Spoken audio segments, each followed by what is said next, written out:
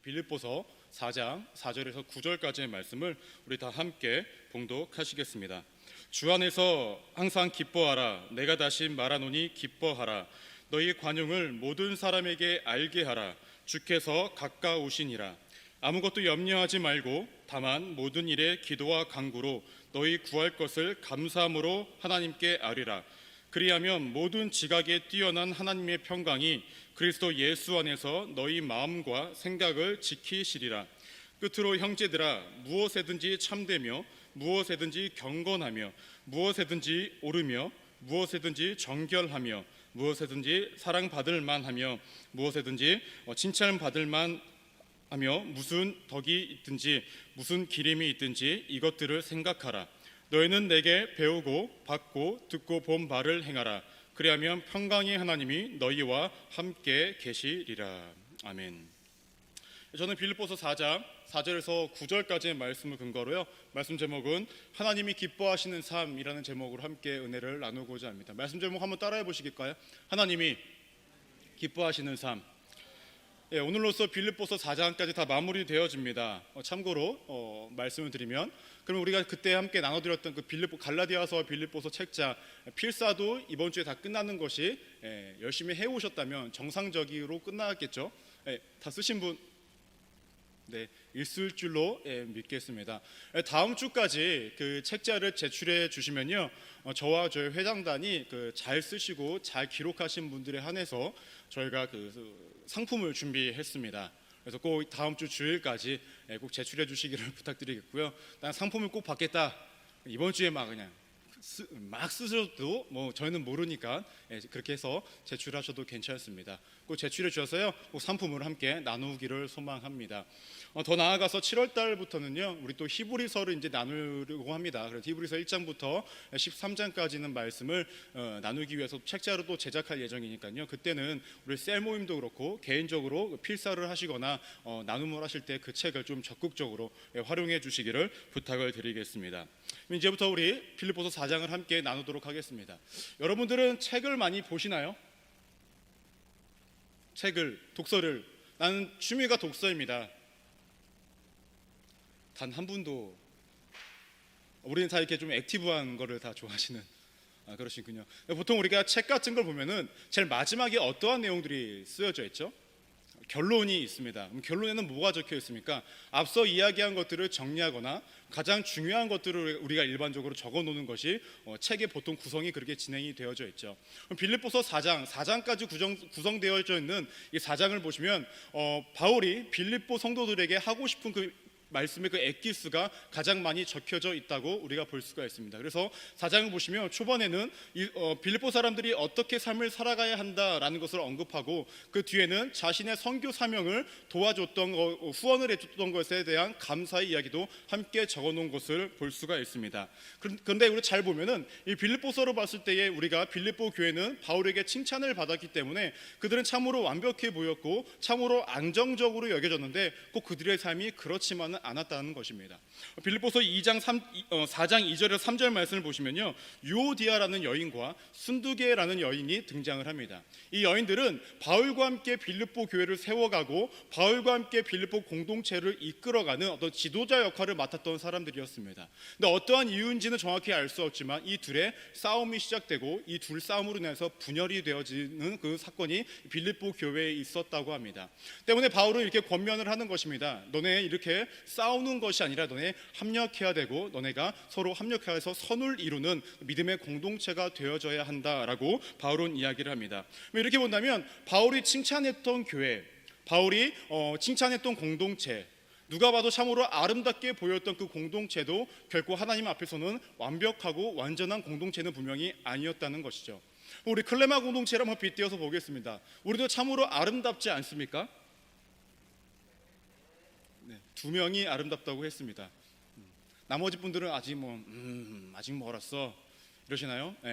우리도 하나님 앞에 나름대로 주의 사명을 감당하고자 노력하는 공동체이지만 우리 역시도 완벽하거나 완전한 공동체는 분명히 아닙니다. 즉 세상에는 완전한 공동체, 완벽한 공동체는 분명히 존재하지는 않습니다. 하지만 그 안에서 우리가 하나님께 주신 말씀을 우리가 가지고 살아간다고 한다면 완벽에 가까운, 완전에 가까운 공동체가 분명히 될 것입니다. 때문에 오늘 바울이 이 빌립보 교회에게 이야기한 것들을 통해서 우리의 공동체 안에 또 우리의 삶 안에 적용을 시킴으로 통하여서 우리의 앞으로 공동체와 우리의 삶이 변화되어지기를 소망하고 하나님의 은혜가 있기를 소망합니다.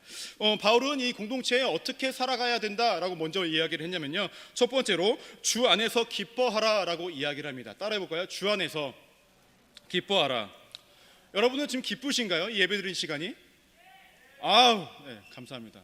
대답 안 나올 줄 알았는데. 예, 감사합니다. 사실 본문에는 이렇게 되어 있습니다. 여러분 지금 기쁘신가요? 아무런 대답이 없을 줄 알았습니다.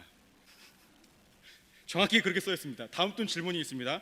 그렇다면 평소의 삶은 기쁘시나요? 여기도 어떻게 썼냐면 역시 대답이 없을 줄 알았습니다. 오늘 설교가 내 마음대로 안 되네요. 네. 성령이 운행하고 계십니다. 네. 네, 좋습니다. 우리가 매번 기쁠 수는 없지만 우리가 가끔은 기쁜 삶을 살아가고 각각의 기쁨의 포인트는 분명히 다르지만 기쁜 일상을 살아가기도 합니다. 근데 중요한 것은 그것입니다. 제가 전에도 말씀드렸듯이 빌립보서라는 이 서신서는 기쁨의 서신이라고 말씀을 드렸습니다. 바울은 그래서 자신이 감옥 안에 갇혀 있음에도 불구하고 자신은 주 안에서 기쁩니다. 나는 기쁠 수 있습니다 라고 이야기를 합니다. 자신의 환경과 상황에 관계없이 난 예수 그리스도를 믿을 수 있는 것 때문에, 내 예수 그리스도의 복음을 전할 수 있는 것 때문에 그 은혜를 힘입어 나는 기쁘게 살아가고 있습니다 라고 이야기하면서 빌립보 사람들에게도 내가 누리는 이 기쁨, 내가 이거 할 수 있는 기쁨을 여러분들도 함께 살아가기를 소망합니다 라고 바울은 지속적으로 이야기하고 있습니다. 그렇다고 한다면 주 안에서 기뻐한다라는 것은 어떤 의미가 있을까라는 거죠. 우리가 일반적으로 기쁘다라는 것은 우리가 보통 감정적인 것들로 우리가 일반적으로 우리가 정의를 내립니다. 그래서 너 어떨 때 기쁘니? 라고 얘기하면 어떤 분들은 제가 사랑을 받고 있다고 느낄 때 가장 기쁩니다 라고 얘기하시는 분들도 있고요, 어떤 물건을 샀을 때에 기쁩니다 라고 느끼는 분들도 있을 거예요. 그렇죠? 이제 점점 제 계획대로 돼가고 있어요. 대답이 없는. 예. 또 어떤 분들은 누구를 약 올리면서 기쁨을 느끼는 분들도 있을 거예요. 저는 어디에 속한 것 같습니까? 예, 정확하면 저 대답이 나올 줄 알았고요. 그래서 저는 우는 사자와 같이 약 올릴 자를 찾고 있습니다. 저의 기쁨을 위해서. 예. 농담이고요. 우리는 어쨌든 각각이 다 다른 어떠한 기쁨을 찾기 위해서 나름의 발버둥치는 일생을 살아가는 것이 우리네 인생입니다. 그렇다면 진정으로 바울이 말하는 기뻐함이란 이것이 무엇일까라는 거예요. 그의 인생을 통하여서 기뻐함을 전체를 우리가 다 정의 내릴 수는 없지만 적어도 오늘 본문에서 이야기하는 기뻐함은 주 안에서 기뻐하라라는 것입니다. 그렇다고 한다면 주 안에서 기뻐한다라는 말이 도대체 무슨 말인가라는 거예요.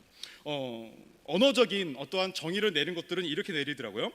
주님에 대한 소망을 갖는 것, 또 장차 천국을 소망하는 마음으로 기뻐하는 것, 주님을 의지하는 것, 이것이 주 안에서 기뻐하는 거라는 거예요. 참 와닿지 않아요. 와닿으시나요? 저는 이 말들이 전혀 와닿지 않더라고요. 그래서 제가 곰곰이 생각을 해보니까 주 안에서 기뻐한다라는 말은 바울이 보여주고자 싶었던 그 한 가지인 것 같습니다. 무엇이냐면 바울 그 자신과 같이 살아가라는 거예요. 그것이 주 안에서 기뻐하는 인생으로 살아갈 수 있다는 것입니다. 그의 삶은 어땠습니까? 그의 인생은 분명히 녹록지 않는 인생이었습니다. 바울이 그의 삶을 보면은 항상 부족함이 많았고 항상 감옥에 있었고 사람들에게 쫓김을 당하는 인생이었지만 그가 고백하는 것은 어떻게 하죠? 나는 기쁩니다라고 이야기합니다. 그에게 기쁠 수 있었던 이유는 단 하나였습니다. 그가 스스로 이룰 수 없는 구원을 받았다라는 것 때문에, 내가 그 하나님의 사명에, 그 사역에 내가 동참할 수 있는 것 때문에, 그 내가 스스로 감당할 수 없는 그 구원의 은혜를 맛보았기 때문에 자신은 그것 때문이라도 나는 기쁠 수 있다라고 이야기하고 있습니다. 때문에 어떤 사람들은 이야기합니다. 바울이 말하는 기쁨은 단순히 감정이 아닌 태도라고 이야기합니다. 따라해볼까요? 감정이 아닌 태도. 이렇게 이야기하는 것이 무엇입니까? 즉 감정이 아닌 그리스도의 복음과 그리스도의 사랑에 대한 내 자신의 태도가 변한다고 한다면 항상 기뻐할 수 있다는 것입니다. 우리는 사실 영적으로 죽을 수밖에 없는 인간입니다. 맞습니까? 인정하십니까? 영적으로 다 살아계십니까? 살아있어야죠. 하지만 우리가 주의 은혜가 없었다면 죽을 수밖에 없었다라는 거죠. 근데 바울은 이 영적인 죽음으로부터 자신이 구원을 받았기 때문에 그것 때문에 기뻐하고 있다라는 거예요. 그것 때문에 기뻐할 수밖에 없고 더 나아가서 그 사역을, 그 사명을 예수 그리스도로 말미암아 자신이 함께 감당할 수 있는 것 자체가 기쁨이라고 이야기하는 것입니다. 사람이라는 동물은요, 더 큰 자극에 더 큰 반응을 합니다. 맞습니까? 예를 들어서 이런 겁니다. 예화가 맞을지 모르겠지만 만약에 제가 전세로 집을 살고 있다고 가정을 해봅시다. 근데 계약이 이제 만료가 다 돼가요. 전셋집 그 주인분이 이야기를 합니다. 저 아저씨, 저한테 아저씨라고 그랬죠. 전 목사라는 거 잘 안 밝히는 사람이라 아저씨 이제 계약이 만료가 되니까 전세금을 좀 높이려고 합니다. 좀 봐주시면 안 돼요? 저 돈이 진짜 없는데 좀 이렇게 좀 해주세요. 근데 안 된다고 얘기하더라고요. 제가 진짜 돈이 없으니까 조금만 좀 시간을 주셨으면 좋겠습니다라고 이야기했는데 그분이 우선은 고민해 볼게 하고 갑니다. 근데 제가 얼마 전에 예를 들어서 청약을 넣어놨어요. 아파트가 비싸죠. 네. 제가 요즘에 이게 교회하는이 아니라 결혼하는 청년들한테 이야기할 때 집은 구했니? 라고 이야기해요. 예, 구했어요 목사님. 어떻게 해서 구했어요? 그래 너무나 다행이다. 너무나 잘 됐다. 그리고 집에서 생각을 해봤어요. 넌 집이 있냐? 나 없네. 남 걱정할 때가 아니구나 이렇게 생각이 듭니다. 아무튼 제가 만약 청약이 됐다라고 한번 가정을 해볼게요. 얼마나 기쁠까요? 그렇죠? 다음날 청약이 된 기쁨이 있었는데 그 주인분이 오셔가지고 전세금 동일하게 하겠습니다. 이게 기쁠까요? 청약의 기쁨이 클까요? 청약의 기쁨이 큽니다. 한마디로 청약의 이 기쁨 때문에 뭡니까? 이 전세금의 동일한 것은 기쁨은 묻히게 된다라는 거죠. 때문에 우리가 감정적인 기쁨으로 하나님 앞에 나아간다고 한다면 우리의 삶 가운데 더 큰 기쁨으로 여겨지는 어떠한 것들이 다가온다고 한다면 구원의 기쁨은 어떻게 됩니까? 무뎌질 수밖에 없습니다. 또 사람이라는 이 감정적인 동물은 더 나아가서 모든 것들이 익숙해지다 보면 그것에 대한 감흥이 올라갑니까? 떨어집니까? 떨어질 수밖에 없다는 거죠. 그래서 바울은 이야기하는 것입니다. 그 기쁨이라는 것이 너네가 감정적인 기쁨으로 나아가야 되는 것이 아니라 태도적인 기쁨으로 나아가야 된다는 거예요.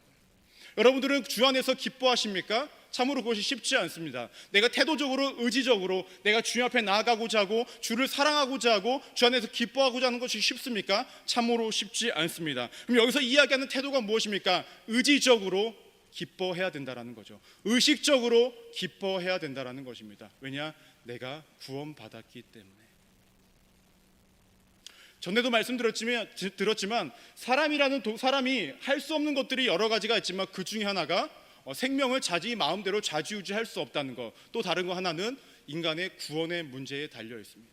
근데 그 문제를 하나님이 그 은혜로 아들을 보내주심으로 통하여서 완전히 해결하셨다라는 거죠.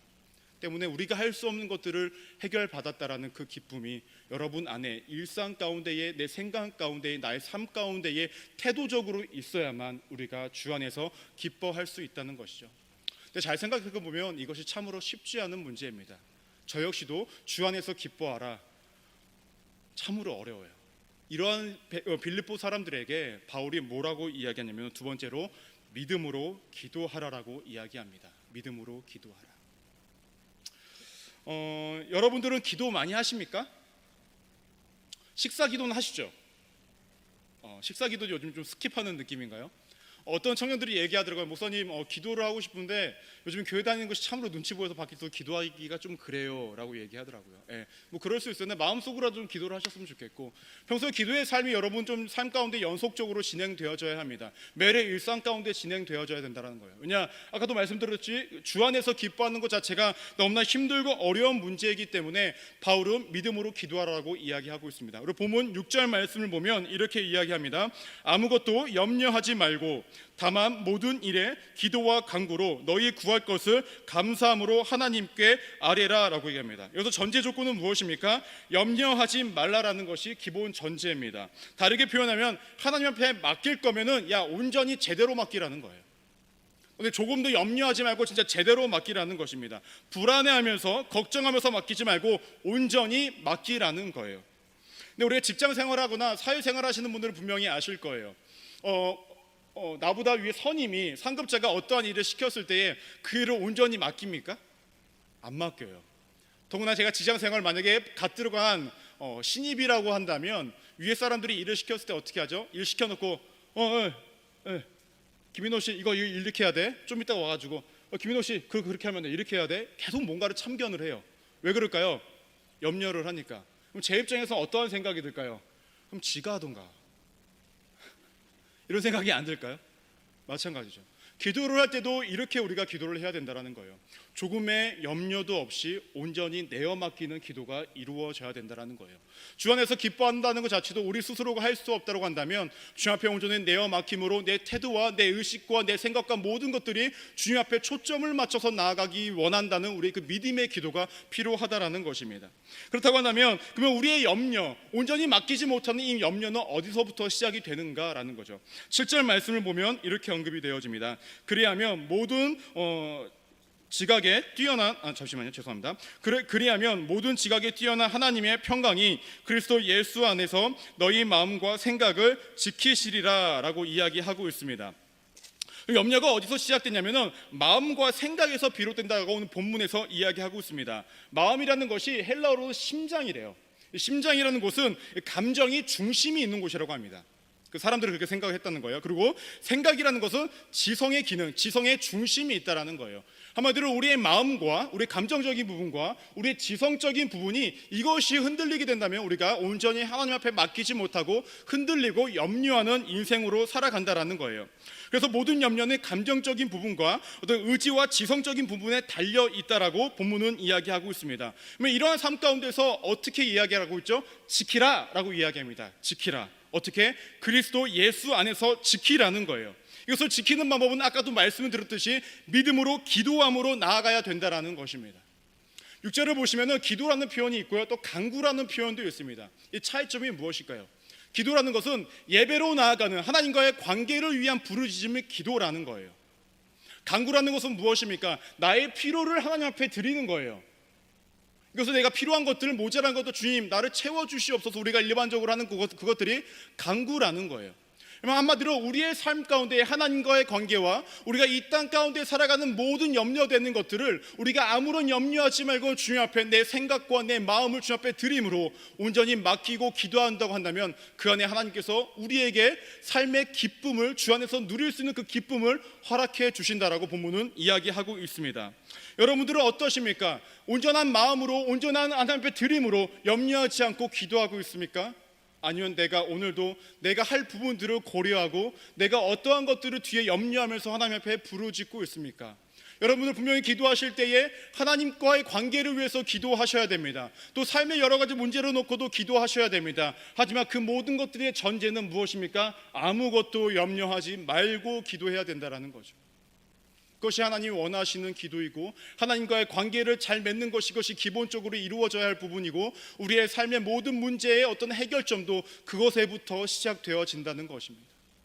여러분들이 정말로 아무것도 염려하지 않고 기도하고 간구하며 감사함으로 주 앞에 부르짖는 믿음의 우리 클레마 지체들이 되시기를 주님의 이름으로 축원합니다. 그렇다고 한다면 마지막으로 바울이 빌립보 교회 사람들에게 어떻게 삶을 살아야 된다라고 이야기하고 있냐면 따라 보시겠습니다. 생각하고 행하라. 다시 한번 크게 얘기할까요? 생각하고 행하라. 화나신 거 아니시죠? 아니랍니다. 감사합니다. 오늘 말씀 8절과 9절 3반절을 보시면 이렇게 언급이 되어집니다. 다 같이 한번 읽어볼까요?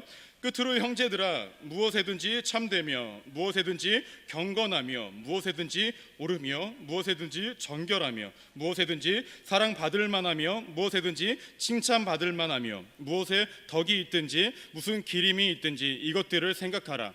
너희는 내게 배우고 받고 듣고 본 바를 행하라 라고 이야기를 합니다. 바울은 무엇을 생각해야 된다고 이야기했냐면 8절에 나온 이 8가지를 먼저 생각하는 일상으로 살아가야 된다는 거예요. 여기서 생각하라는 것은 마음으로 품으라는 겁니다. 마음으로 품으라. 첫 번째로는 참됨입니다. 참됨이라는 것이 무슨 뜻이냐면요, 말씀에 입각하여 옳게 살아가는 삶을 이야기해요. 이런 참됨이 있어야 된다고 합니다. 말씀에 입각하여 살아가는 삶. 두 번째로는 경건이 있어야 된다고 합니다. 이것은 인격적으로 존경받을 만한 일상을 살아가야 된다는 거예요. 여러분 존경받는 일상 살아가십니까? 그럼 존경하는 사람은 있습니까?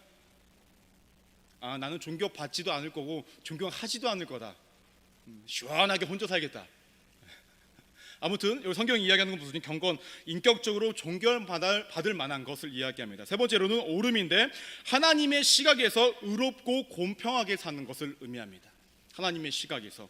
네 번째로는 정결입니다. 정욕, 잘못, 거짓된 것과 관계없이 흠 없이 살아가는 것을 의미합니다. 다섯 번째는 사랑받을 만하게 살아가는 것은 무엇이냐면은 다른 사람으로부터 흠모와 애정을 유발하는 것. 뭔가 좀 이상하죠. 흠모와 애정을 유발하는 것이랍니다. 여섯 번째는 칭찬받을 만한 것이라고 이야기하는데 좋은 평판을 받는 것. 그리고 일곱 번째는 덕이라고 이야기하는데 올바른 것을 이야기하고요. 여덟 번째로 기림인데 도덕적으로 칭찬을 받는 것.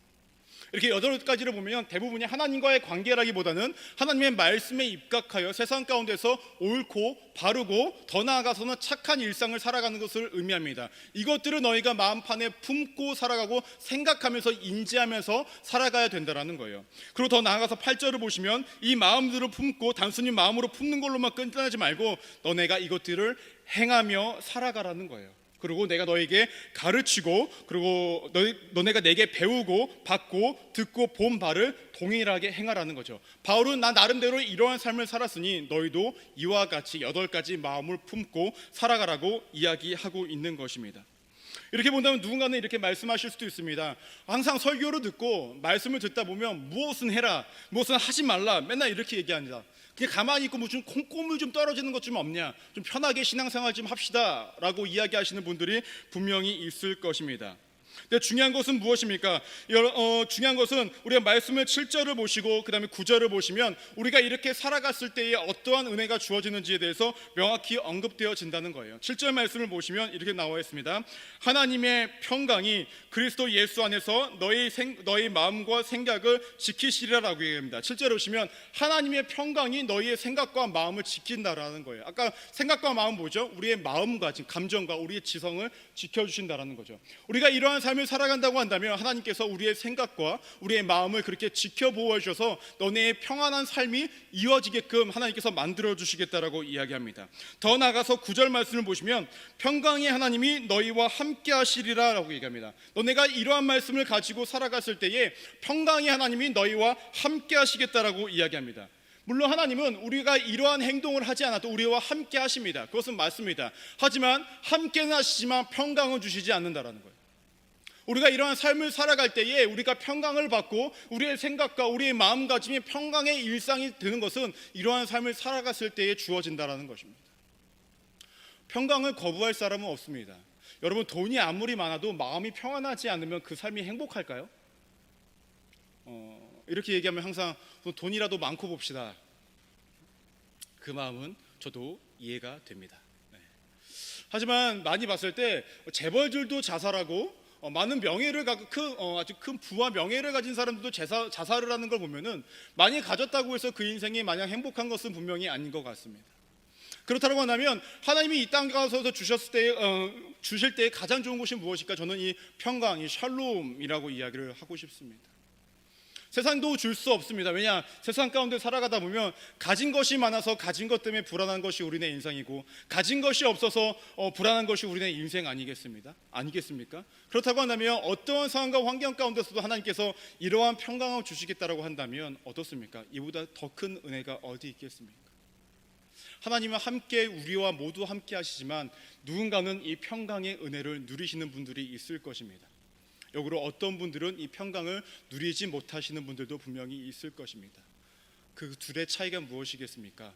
주 안에서 기뻐하지 못했고 우리가 온전히 주 앞에 내어 맡김으로 우리가 기도하지 못했으며 하나님이 원하시는 그 삶을 우리가 살아내지 못했기 때문에 그러한 것 아니겠습니까?